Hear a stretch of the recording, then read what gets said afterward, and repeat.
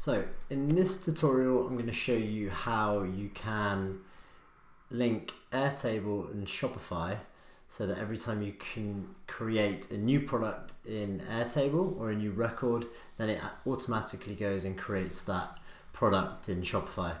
Just find that this kind of saves a load of time, a load of copy and pasting, and if you've got a bigger store with multiple products being uploaded regularly, it can just save you a bunch of time. So what you'll need to start this off goes without saying. You're going to need an Airtable account. You're going to need a Shopify store, preferably set up. It doesn't have to have products in, but just a Shopify account with a store. And you are going to need a Zapier account also.